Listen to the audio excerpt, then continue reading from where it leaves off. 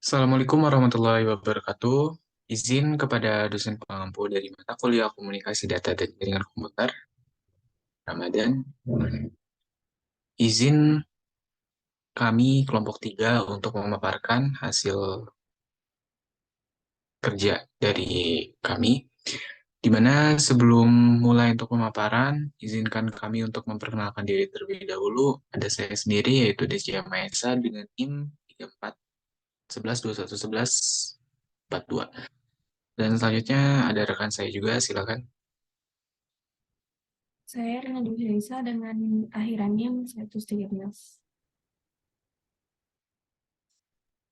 Saya Nasyuriana dengan akhiran 110. Eh, Langsung saja untuk hasil kerja dari kami kelompok 3. Pertama yaitu ada pemodelan jaringan komunikasi, mana dalam pengertian dalam pemodelan jaringan terdapat pengertiannya yaitu kita bahas dari jaringan, di mana jaringan secara istilah adalah koneksi antar perangkat. Lalu secara contoh juga di sini terdapat PC1 dan PC2, di mana PC1 dan PC2 itu nantinya dihubungkan menggunakan media yang dimana di sini yaitu kabel itu pembukaannya. Lalu hubungan ini juga disebut dengan jaringan, karena jaringan itu terdapat koneksi antar perangkat. Dan komunikasi data juga sama pengertiannya secara istilah sama seperti jaringan, yaitu komunikasi antar perangkat. Lalu bagaimana proses kedua PC1 dan PC2 dalam bertukar data atau berkomunikasi modelan.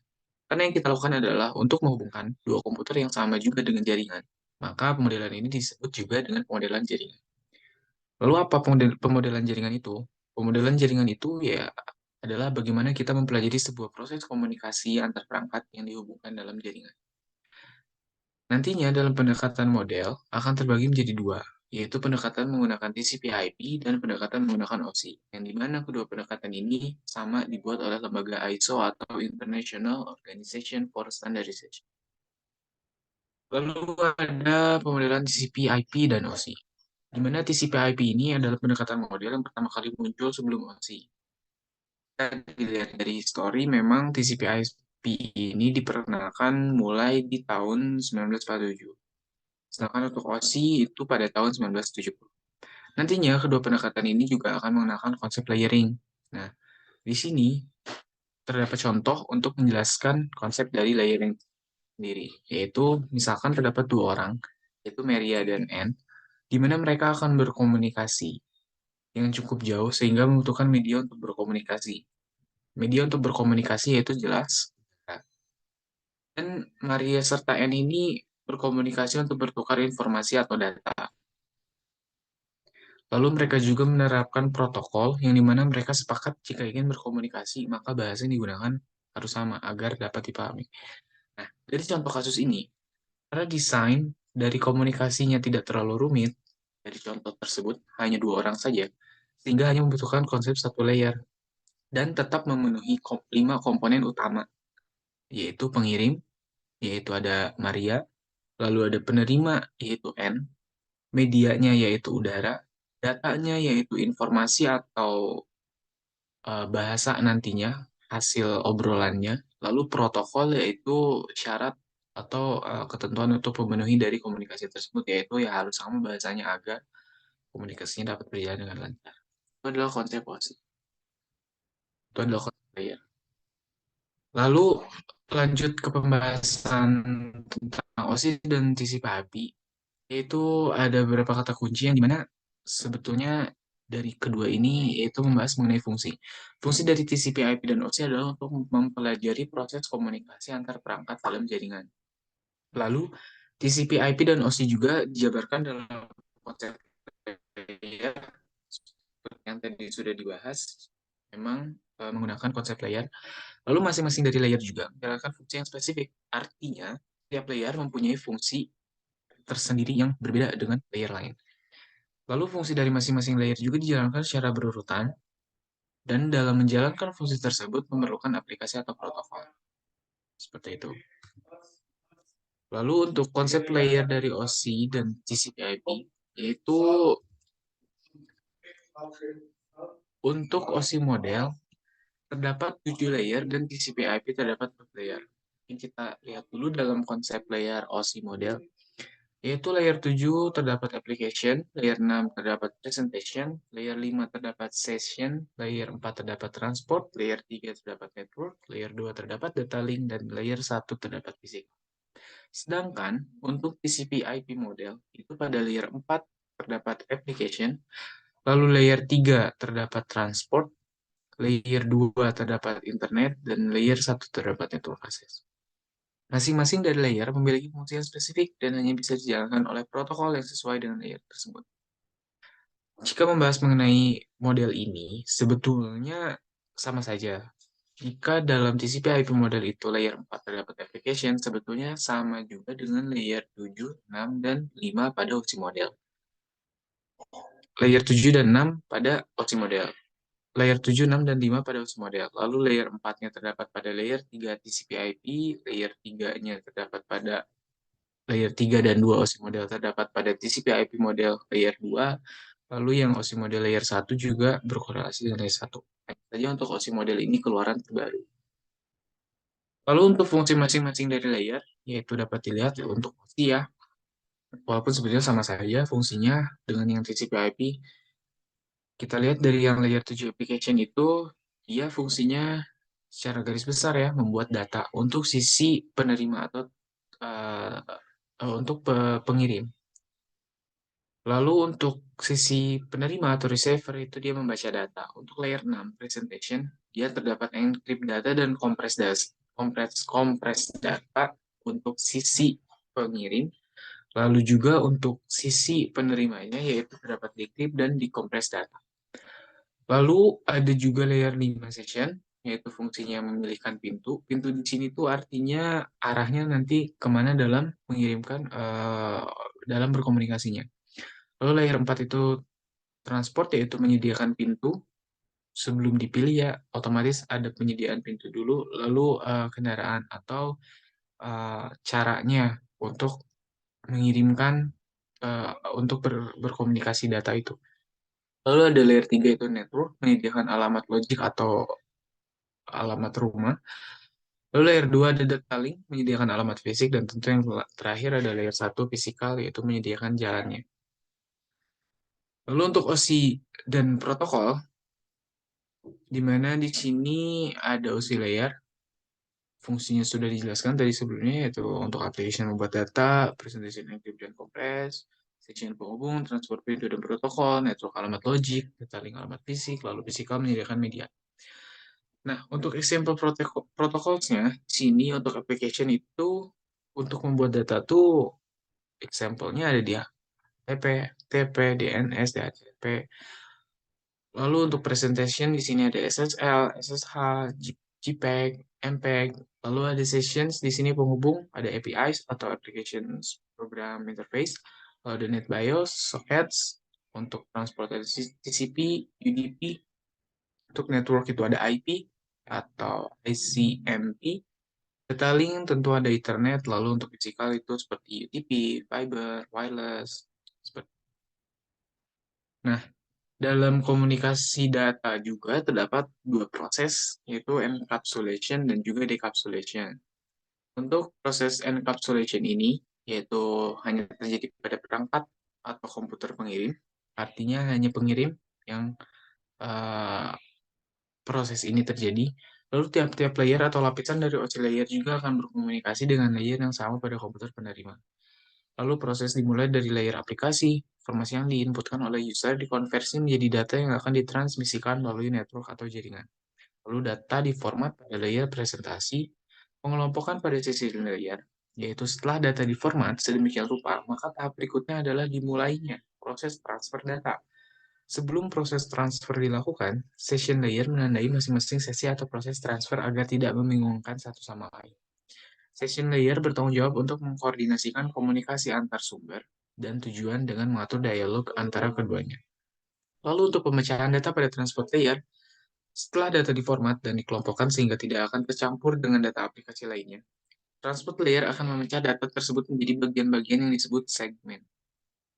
Lalu pada layer network, segmen diubah menjadi packet. Tiap-tiap segmen yang dibentuk pada transport layer tadi diubah lagi menjadi paket. Paket ini berisikan segmen serta alamat penerima dan pengirim. Lalu, paket diubah menjadi frame pada data link layer. Frame ini berisikan paket dan alamat fisik atau MAC address pengirim dan penerima.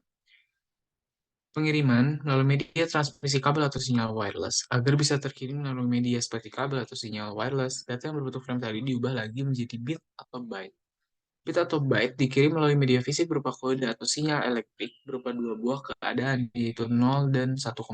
Menandakan kondisi tidak ada aliran atau sinyal listrik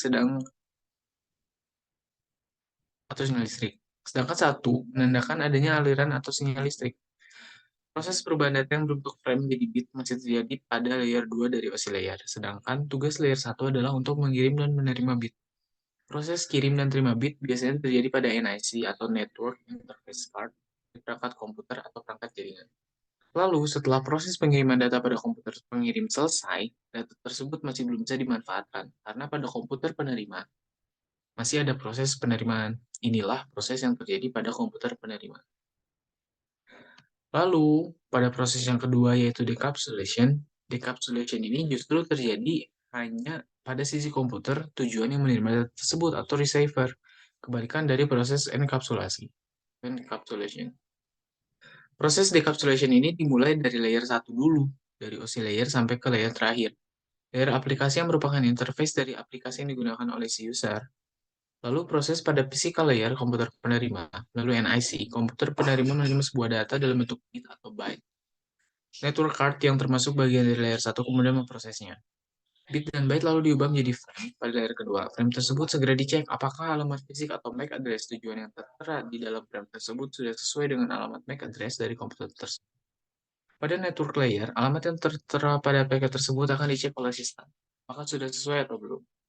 Proses pada transport layer, di mana segmen diproses sesuai dengan protokol yang dipakai. Segmen-segmen yang diterima lalu disatukan kembali sesuai dengan urutannya sehingga menjadi sebuah informasi data yang utuh seperti pada awal proses enkapsulasi.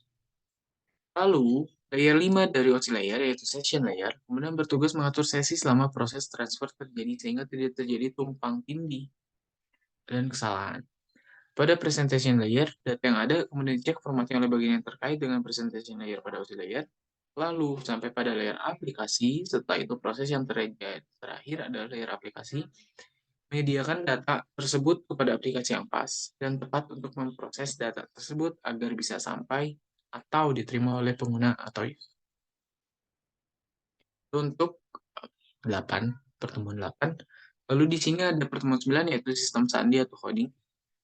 Di sini sistem sandi atau code ini pada mesin digital baik instruksi atau perintah maupun informasi atau data diolah dalam bentuk biner atau biner. Karena mesin digital hanya dapat memahami data dalam bentuk biner. Bentuk biner itu yaitu 0 dan 1. Lalu suatu rangkaian pengubah pesan bermakna, misal desimal menjadi sandi tertentu, misal biner, disebut encoder atau penyandi. Sedangkan sebaliknya, rangkaian pengubah sandi tertentu kembali menjadi pesan yang bermakna, disebut itu decoder. Lalu di sini ada sandi BCD atau binary coded decimal, di mana proses komputasi dalam mesin digital dalam bentuk biner. Jika hasil komputasi tetap ditampilkan dalam bentuk biner, kita mengalami hambatan atau bahkan sulit memahaminya, karena kita tidak biasa dengan bilangan yang tampil dalam bentuk biner. Jadi, tampilan desimal lebih mudah dipahami daripada tampilan biner. Oleh karena itu, diperlukan suatu cara penyandian dari biner ke desimal dan juga sebaliknya. Kelompok 0 dan 1 dalam bentuk biner dapat dipikirkan sebagai penggambaran sandi suatu bilangan desimal. Salah satu sistem sandi adalah BCD atau desimal yang dicantumkan biner. Karena digit desimal yang terbesar 9, maka diperlukan 4 bit biner untuk menyandi setiap digit. Susunan 4 bit biner tersebut menghasilkan 16 kombinasi yang berbeda, tetapi hanya diperlukan 10 kombinasi di antaranya. Untuk bilangan bulat, kelompok 4 bit yang pertama atau paling kanan menyatakan satuan. 4 bit kedua adalah puluhan, 4 bit ketiga adalah ratusan, dan seterusnya. Dalam BCD tidak digunakan sandi-sandi 10-10, 10-11, 11-00, 11-01, 11-10, dan 11-11. Sembarang bilangan 4 bit yang terlarang tadi terjadi pada mesin yang menggunakan sandi di sini, maka biasanya akan terjadi indikasi terjadinya kesalahan. Lalu ada sandi eksis di sini atau XS3, di mana sandi XS-3 atau sandi XS3 ini terdiri dari kelompok 4 bit untuk melambangkan sebuah digit desimal. Sandi XS3 untuk bilangan desimal dibentuk dengan cara yang sama seperti BCD, kecuali bahwa 3 ditambahkan pada setiap digit desimal sebelum nyanyian kebidaannya. Misal, untuk menjadi bilangan desimal 5 dalam XS3, pertama kali menambahkan 3 kepada 5 yang menghasilkan 8, kemudian 8 disandikan dalam biner 4 bit yang setara yaitu 1000. Lalu ada sandi gray. Di sini sandi gray adalah antar sandi yang berdekatan mengalami perubahan bit minimum karena sifatnya hanya berubah 1 bit dalam kelompok apabila berubah dari digit bilangan ke digit bilangan berikutnya. Sandi gray tidak cocok dalam operasi aritmetik dan aplikasinya banyak dijumpai dalam piranti input atau output dan edisi. Langkah untuk mengubah biner ke sandi gray terdapat 3 langkah di sini, yaitu bit pertama atau paling kiri sandi gray sama dengan bit pertama dari bilangan biner. Lalu ada bit kedua sandi gray sama dengan XOR dari bit pertama dan bit kedua bilangan biner. XOR di sini maksudnya ketika bilangan sama akan menghasilkan 0, ketika bilangan berbeda akan menghasilkan 1. Lalu bit sandi gray ketiga sama dengan XOR bit kedua dan bit ketiga bilangan biner. Lalu di sini ada langkah mengubah sandi gray ke biner, yaitu bit pertama biner sama dengan bit pertama sandi gray. Lalu bila bit sandi gray kedua 0, maka bit biner kedua sama dengan yang pertama. Dan bila bit sandi gray kedua 1, maka bit biner kedua adalah kebalikan dari bit biner pertama. Bila bit sandi gray ketiga 0, maka bit biner ketiga sama dengan yang kedua. Dan bila bit sandi gray ketiga 1, maka bit biner ketiga adalah kebalikan dari bit biner kedua. Demikian seterusnya. Itu adalah konsep dari sandi gray to biner. Lalu di sini ada sandi ASCII atau yaitu American Standard Code for Information Interchange. Di sini ASCII itu adalah tombol kunci atau keyboard pada komputer. Sedikitnya terdapat 87 tombol kunci baik yang berupa huruf besar dan kecil, angka, tanda khusus atau maupun tombol dan fungsi khusus. Tombol yang lengkap meliputi 26 tombol untuk huruf kecil, 26 tombol untuk huruf besar, 10 tombol untuk digit angka, dan sedikitnya ada 25 tombol untuk tanda maupun fungsi khusus seperti plus, garis miring, persen, dolar, add, hashtag, escape, insert, page up, dan seterusnya. Sandi alfanumerik ini yang paling terkenal adalah sandi ASCII, yang digunakan oleh hampir seluruh komputer. Lalu di sini ada sistem sandi yang umum dipakai, yaitu ada ASCII, ada sandi baudot code, lalu ada sandi 418. Di sini ada kriterianya, di mana ASCII sendiri tadi adalah paling banyak digunakan, lalu merupakan sandi 7 bit, terdapat 128 macam simbol yang dapat diberi sandi ini. Lalu untuk transmisi asinkronnya terdiri dari 10 atau 11 bit, di mana penjelasan detailnya yaitu 1 bit awal, yaitu 7 bit data, 1 bit parity, 1 atau 2 bit adalah akhir. Untuk sandi baudot code, yaitu terdiri dari 5 bit, terdapat 32 macam simbol, digunakan 2 sandi khusus sehingga semua objek dan angka dapat diberi sandi. Lalu untuk tiap karakternya terdiri dari 1 bit awal, 5 bit data, dan 1,42 bit akhir. Untuk sandi 4 atau 8, yaitu sandi dari IBM, dengan kombinasi yang diperbolehkan adalah 4 buah 1 dan 4 buah 0. Terdapat 70 karakter yang dapat diberi sandi, lalu 1 bit awal, 8 bit data, dan 1 bit akhir adalah karakter dari sandi 4 atau 8 ini. Lalu 2 lagi yaitu ada BCD dan ABCDIC, di mana untuk BCD yaitu sandi 4 bit, ada juga sandi yang 6 bit yaitu IBM. Lalu terdapat 64 kombinasi sandi, lalu untuk transmisi asinkronnya itu membutuhkan 9 bit yaitu 1 bit awal, 6 bit data, 1 bit parity, dan 1 bit akhir. Untuk ABCDIC yaitu sandi 8 bit untuk 256 karakter. Transmisinya untuk asinkron membutuhkan 11 bit yaitu 1 bit awal, 8 bit data, 1 bit parity, dan 1 bit akhir. Lalu ada juga pengelompokan karakter, di mana pada komunikasi data informasi yang dipertukarkan dari 2 grup, baik ASCII maupun ABCDIC, yaitu karakter data dan karakter kendali. Di mana karakter kendali ini mempunyai makna digunakan untuk mengendalikan transmisi data, bentuk atau format data, hubungan naluri data, dan fungsi fisik terminal. Di sini karakter kendali yaitu terdapat 4 kurang lebihnya, transmission control yaitu mengendalikan data pada saluran, Device control digunakan untuk mengendalikan peralatan tambahan pada terminal. Ada format effectors digunakan untuk mengendalikan tata letak fisik informasi pada printout atau tampilan layar. Lalu ada information separators digunakan untuk melakukan data secara logis. Dari karakter kendali ini sebetulnya masih ada contoh-contohnya yang tidak muat. Jadi secara garis besar ini adalah karakter kendali dari sistem. Selanjutnya yaitu pertemuan 10 mengenai sinyal dan modulasi akan dijelaskan oleh rekan saya. Silakan. Untuk materi 10 tentang sinyal dan modulasi. Untuk pengertian sinyal, sinyal adalah setiap fenomena fisik yang berperan dalam menyampaikan informasi atau sebagian fungsi waktu dari satu atau lebih variabel yang berisi beberapa informasi. Secara garis besar, umumnya variabel parameter dari sinyal terdiri dari amplitudo dan waktu, dan kata lain, bentuk dari sinyal adalah gelombang. Sinyal berasal dari kata bahasa Inggris, signal, yang berarti tanda atau isyarat. Tetapi secara lebih khusus, yang dimaksud sinyal adalah besaran fisik yang berubah-ubah terhadap waktu, posisi, atau variabel bebas lain, ataupun beberapa variabel bebas sekaligus. Secara matematis, sinyal dapat dinyatakan dalam suatu fungsi dari satu atau variabel bebas lainnya. Kemudian ada klasifikasi dan macam sinyal. Dalam komunikasi data dikenal beberapa macam sinyal. Klasifikasi sinyal dilakukan menurut beberapa kriteria antara lain kanal atau channel dan dimensi atau dimension, periodik dan non-periodik, keacakan, ganjil dan genap, energi dan daya, serta nilai dan waktu kontinu dan diskrit. Kemudian, berdasarkan sinyal yang diolah, pengolahan sinyal dapat dibagi menjadi dua macam, yaitu pengolahan sinyal analog dan pengolahan sinyal digital. Secara umum, pengolahan sinyal digital lebih baik dari pengolahan sinyal analog karena beberapa alasan. Komponen sistem digital secara umum memiliki akurasi lebih tinggi dibanding komponen sistem analog.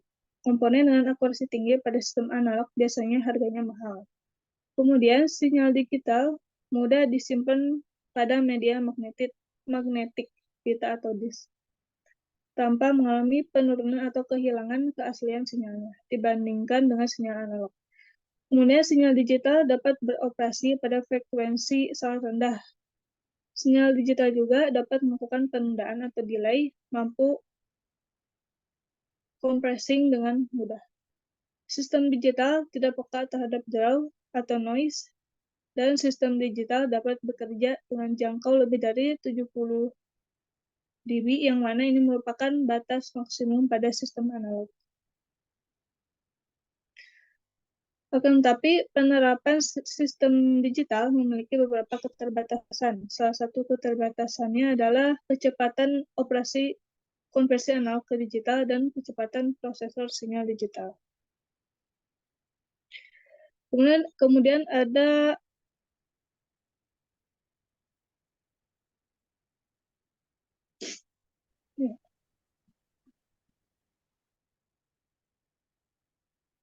ada pengertian modulasi. Modulasi merupakan suatu proses pencampuran dua sinyal menjadi satu sinyal, serta terhadap suatu perubahan, suatu gelombang periodik sehingga menjadikan suatu sinyal mampu membawa suatu informasi. Dengan proses modulasi, suatu informasi biasanya berfrekuensi rendah bisa dimasukkan ke dalam suatu gelombang pembawa, biasanya berupa gelombang sinus berfrekuensi tinggi. Kemudian untuk tujuan modulasinya ada transmisi, menjadi efisien atau memudahkan pemancaran. Masalah perangkat keras akan menjadi lebih mudah, menekan suatu derau atau interferensi untuk memudahkan suatu pengaturan alokasi frekuensi radio, serta untuk multiplexing, yaitu proses penggabungan beberapa sinyal informasi untuk disalurkan secara bersama-sama melewati satu kanal transmisi. Kemudian untuk jenis modulasi, ada modulasi analog dan modulasi digital. Untuk modulasi analog, itu merupakan sebuah sinyal data yang berbentuk gelombang kontinu atau terus-menerus. Beberapa sinyal analog juga modulasi analog juga mempunyai beberapa macam, ada AM, FM, PM, QAM, SM, dan SSB. Kemudian untuk modulasi digital, suatu sinyal analog dimodulasi berdasarkan aliran data digital. Beberapa macam modulasi digital yaitu ada ASK, APSK, CPM, FSK, MFSK, MSK, OK, PPM, PSK, QAM, SCVDI, dan TCM. Kelebihan dan kekurangan dari modulasi analog yaitu kelebihannya adalah teknologi digital mempunyai suatu sinyal dalam bentuk digital yang mampu mengirimkan data yang berbentuk kode binari. Sinyal digital mampu mengirimkan data lebih cepat dan tentunya dengan kapasitas yang lebih besar dibandingkan sinyal analog. Memiliki tingkat kesalahan kecil dibanding sinyal analog, data akan utuh dan akan lebih terjamin pada saat dikirimkan atau ditransmisikan dibandingkan modulasi analog. Kemudian lebih stabil dan tidak terpengaruh dengan pengaruh cuaca. Kekurangan modulasi analog antara lain yaitu modulasi digital termasuk yang mudah error. Bila terjadi gangguan, maka sistemnya akan langsung berhenti. Untuk kelebihan dan kekurangan modulasi digital yaitu kelebihannya mempunyai bit per baud atau kecepatan digital yang tinggi, memudahkan proses demodulasi, kemungkinan error rate-nya kecil. Menggunakan format yang sederhana, cocok untuk transmisi data dengan kecepatan tinggi, dapat mentransmisikan 2 bit per simbol. Tingkat efisiensi yang tinggi pada transmisi radio dengan memanfaatkan kombinasi dan amplitudo dan fase. Kemudian untuk kekurangan modulasi digital antara lain yaitu sangat sulit untuk menentukan level sinyal yang tetap pada saat ditransmisikan jarak jauh, kemungkinan akan terkena distorsi atau redaman. Hanya dapat diaplikasikan pada kompresi data dengan bitrate yang rendah, hanya bisa mentransmisikan 1 bit per simbol dan mengkonsumsi lebih banyak daya, lebih rentan terhadap kebisingan. Kemudian ini untuk materi yang ke-11 ada tentang deteksi dan koreksi error atau kesalahan. Ketika melakukan transmisi data, seringkali terjadi data yang sampai pada tujuan tidak sesuai dengan yang diharapkan atau salah sasaran. Hal ini disebabkan karena adanya gangguan dalam suatu saluran transmisi, diistilahkan dengan error, galat, atau kesalahan, dan sangat mungkin terjadi pada suatu transmisi data. Kesalahan yang terjadi adalah apabila suatu hal tidak bertindak semestinya, entah salah sasaran, kehilangan satu atau beberapa bit, atau juga berubah datanya. Tentunya ketika terjadi kesalahan seperti ini, maka kesalahan tersebut harus terdeteksi oleh sistem komunikasi data untuk kemudian melakukan koreksi supaya kembali menjadi data yang benar. Kemudian untuk fungsinya, pendeteksian dan pengoreksian data ini terjadi pada layer detailing atau layer kedua. Seperti yang pernah kita pelajari pada detailing layer, terdapat beberapa fungsi spesifik. Fungsi-fungsi ini meliputi penyediaan interface layanan-layanan baik bagi network layer, penentuan cara pengelompokan bit dari physical layer ke dalam frame, hal-hal yang berkaitan dengan error transmisi dan pengaturan aliran frame sehingga receiver yang lambat tidak akan dibanjiri oleh pengiriman cepat. Kemudian deteksi kesalahan, ada 2 pendekatan. Ada forward error control, di mana setiap karakter yang ditransmisikan atau frame berisi informasi tambahan, sehingga bila penerima tidak hanya dapat mendeteksi di mana error terjadi, tetapi juga menjelaskan di mana aliran bit yang diterima error. Kemudian ada feedback error control, di mana setiap karakter atau frame memiliki informasi yang cukup untuk memperbolehkan penerima mendeteksi dalam melakukan kesalahan, tetapi tidak lokasinya. Sebuah transmisi kontrol digunakan untuk meminta pengiriman ulang menyalin informasi yang dikirimkan. Kemudian akan dilanjutkan oleh rekan saya. Baik, materi selanjutnya yaitu mengenai multiplexing. Jadi awal mulanya multiplexing ini berasal dari telegrafi pada awal 1870-an dan sekarang banyak digunakan dalam komunikasi.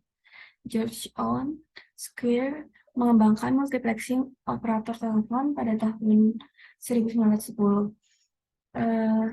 Berikut adalah konsep dan cara kerja multiplexing. Multiplexing merupakan teknik yang digunakan untuk menggabungkan dan mengirim beberapa aliran data melalui satu media.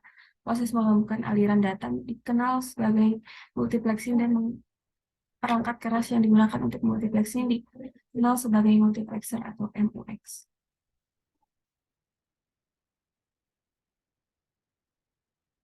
Selanjutnya ada tujuan multiplexing sendiri, yaitu menyatukan berbagai data dari berbagai aplikasi atau berbagai perangkat jaringan tertentu agar bisa dilewatkan ke dalam satu media transmisi, baik media wireless maupun media kabel atau wire. Sederhananya begini, jadi kita menggunakan komputer dan kita menggunakan berbagai aplikasi untuk menggunakan jaringan internet. Selanjutnya ada cara kerja untuk multiplexing. Untuk cara kerja multiplexing sendiri ada dua. Yang pertama, melalui jalur input sebanyak N ditransmisikan melalui multiplexer, dan multiplexer menggabungkan sinyal untuk membentuk sinyal komputisi, di mana sinyal komposit merupakan sinyal multi-channel yang terdiri dari kumpulan berbagai sinyal independen. Selanjutnya yang kedua, sinyal komposit dilewatkan melalui demultiplexer, dan demultiplexer memisahkan sinyal komposit ke sinyal komponen atau single channel sesuai jumlah input pengiriman dan mentransfernya ke tujuan masing-masing. Selanjutnya ada kelebihan dan juga kekurangan dari multiplexer. Untuk kelebihan dari teknik FDM ini merupakan sebagai berikut. FDM merupakan digunakan untuk sinyal analog. Selanjutnya proses sangat sederhana dan model desainnya sangat mudah. Selanjutnya sebagian besar sinyal dapat dikirim melalui FDM secara bersamaan dan juga tidak memerlukan sinkronisasi antara pengirim dan juga penerima.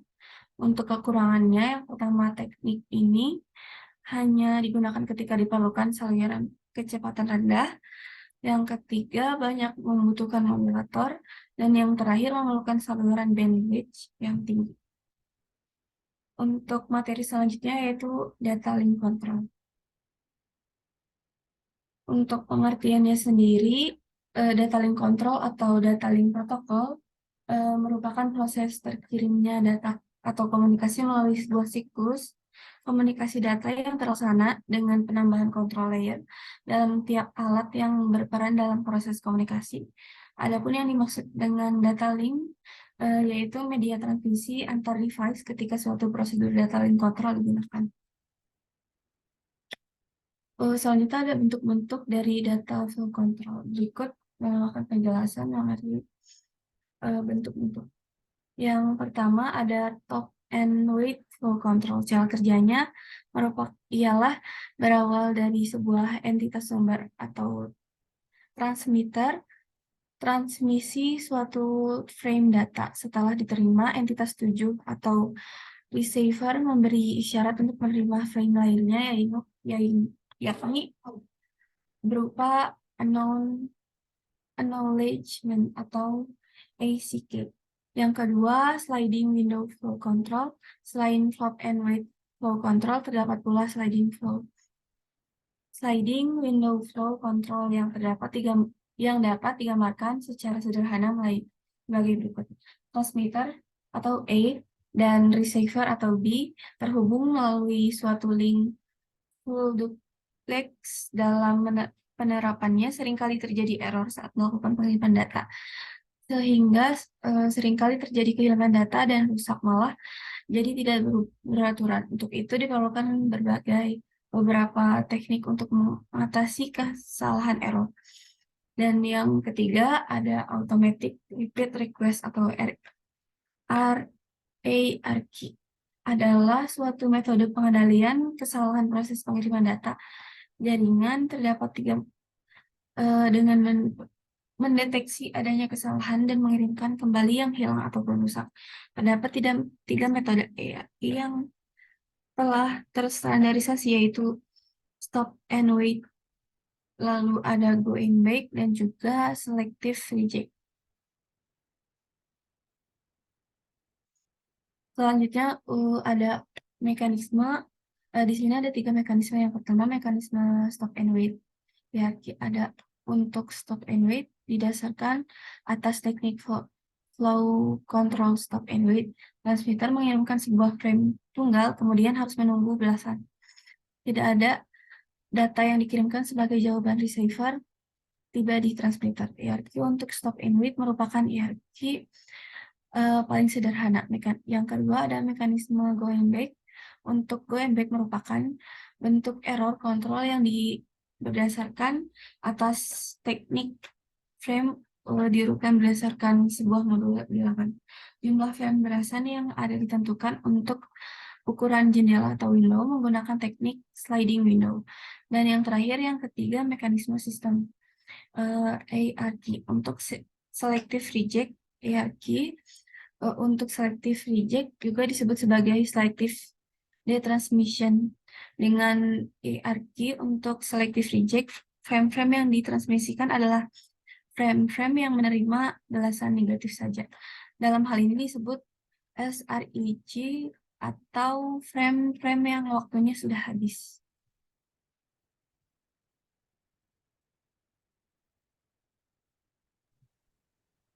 Baik, sekian mungkin dari pemaparan kelompok 3. Itu adalah hasil dari kerja kami kelompok 3. Mungkin jika terdapat salah kata atau kurang dari materi yang kami bentuk, mohon maaf. Terima kasih dari kami kelompok 3. Assalamualaikum warahmatullahi wabarakatuh.